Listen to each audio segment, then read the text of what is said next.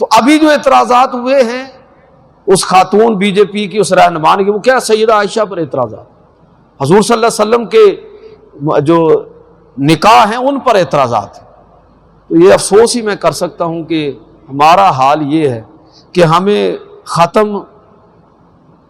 درود شریف اذان سے پڑھنا، پہلے پڑھنا جائز ہے کہ ناجائز ہے،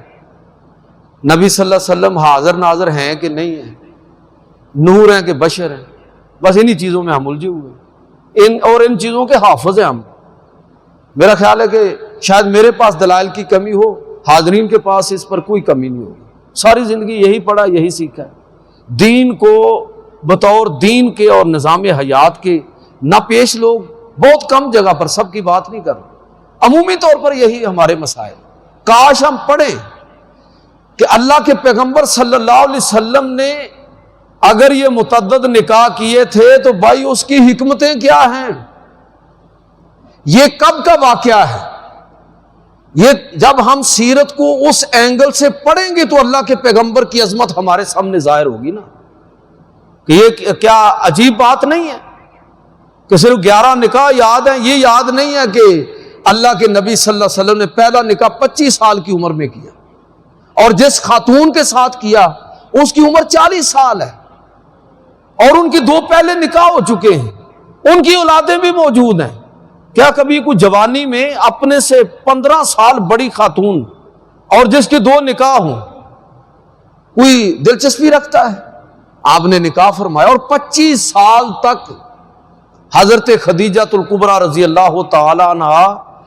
صرف ایک ہی زوجہ محترمہ کے ساتھ حضور نے 25 سال کی ازدواجی زندگی بسر کی۔ ایک صاحبزادے کے علاوہ ساری اولاد بھی انہی سے ہے۔ 55 سال کی لگ بھگ عمر ہے جب نبی کریم صلی اللہ علیہ وسلم نے دوسرا نکاح فرمایا، وہ بھی سیدہ خدیجہ کے انتقال کے بعد، اور سارے نکاح مدینہ میں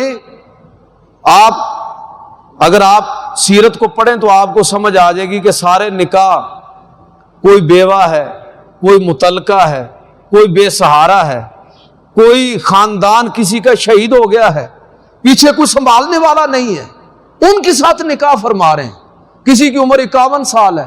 کسی کی عمر 50 سال سے بھی 60 سال کے قریب ہے۔ ان نکاحوں کی حکمتیں آپ پڑھیے کہ اللہ کے نبی صلی اللہ علیہ وسلم کس طرح دوسروں کے لیے سہارا بنے ہیں، اور جہاں تک سیدہ عائشہ صدیقہ رضی اللہ تعالی عنہا ان کے ساتھ حضور کے نکاح کی بات ہے تو وہ بھی یہ واحد زوجہ ہے جو کنواری ہیں، باقی ساری بیوہ اور مطلقہ ہے۔ اس عمر میں جس میں نہ آدمی کی خود خواہش رہتی ہے، یہ میں اس نقطہ نظر سے بات کر رہا ہوں کہ جو لوگ نکاح کا صرف ایک ہی مقصد سمجھتے ہیں، پیغمبر کا وہ مقصد نہیں ہوتا، پیغمبر کی وہ شان ہی نہیں ہوتی، پیغمبر کا منصب ہی اور ہے کہ اس نے لوگوں کے لیے رول ماڈل بننا ہے۔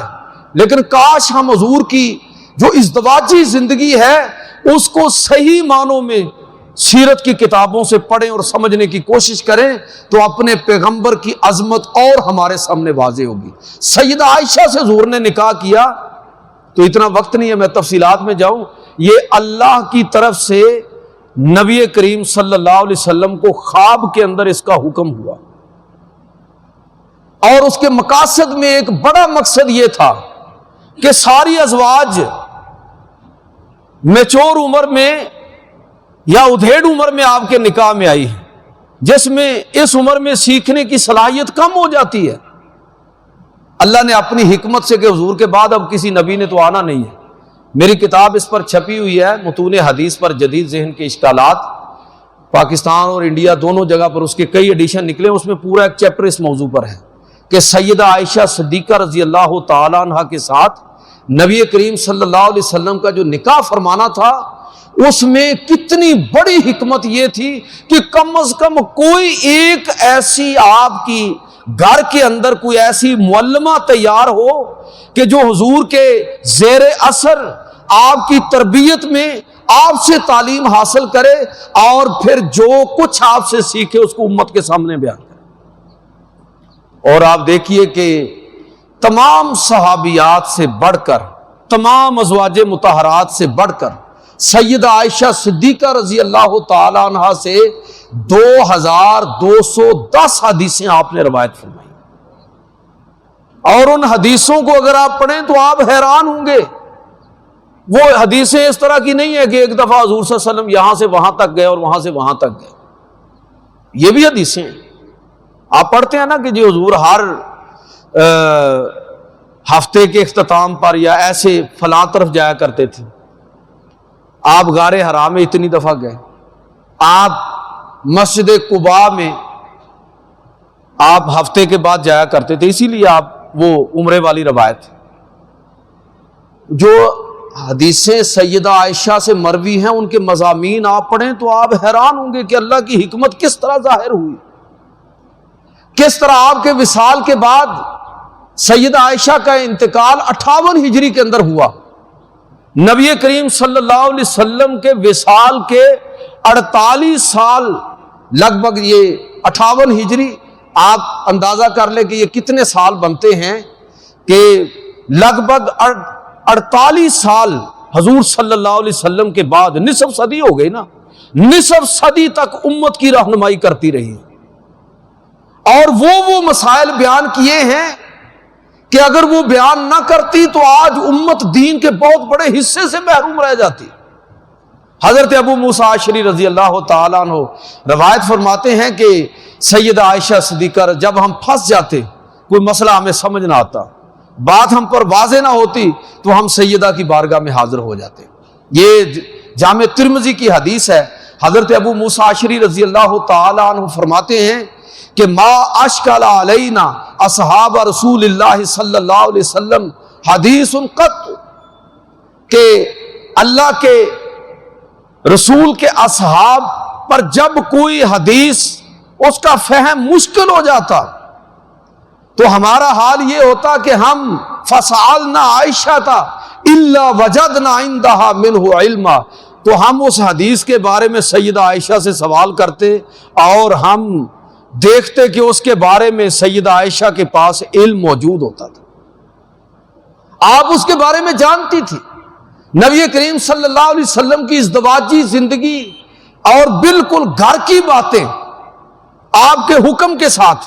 سیدہ عائشہ نے لوگوں کے سامنے بیان فرمائی۔ اب گھریلو زندگی دین کا بڑا حصہ وہ ہے باہر کی زندگی کے ساتھ تعلق ہے جس کا، اور ایک حصہ وہ ہے جس کا تعلق گھریلو زندگی کے ساتھ ہے، بیڈ روم کے ساتھ ہے۔ میں اور آپ نہیں چاہتے ہمارے بیڈ روم کی باتیں باہر نکلیں،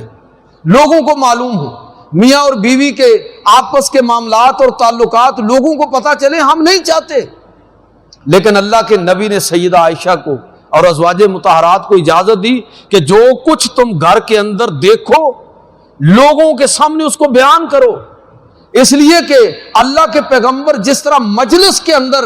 ہر معاملے میں لوگوں کے لیے نمونہ تھے، اسی طرح حضور سید عالم صلی اللہ علیہ وسلم گھر کی تنہائیوں میں آپ جو زندگی آپ نے بسر کی اس میں بھی آپ ہمارے لیے نمونہ ہے۔ تو ان چیزوں کو کس نے بیان کیا؟ سیدہ عائشہ صدیقہ۔ میں کہنا یہ چاہتا ہوں کہ کاش ہم رسول اللہ صلی اللہ علیہ وسلم کی سیرت کے ان گوشوں کو علمی انداز میں بیان کریں اور پڑھیں تو ہمارے سامنے حضور کی عظمت واضح ہوگی۔ لوگ جو اعتراض کرتے ہیں تو کچھ لا علمی کی وجہ سے ہے، کچھ ہٹ درمی اور جہالت کی وجہ سے ہے، تو ان کا جواب کیسے ممکن ہے کہ جب خود میں اور آپ اپنے پیغمبر کے بارے میں اور دین اسلام کے بارے میں جب ہم خود اچھا علم رکھتے ہو۔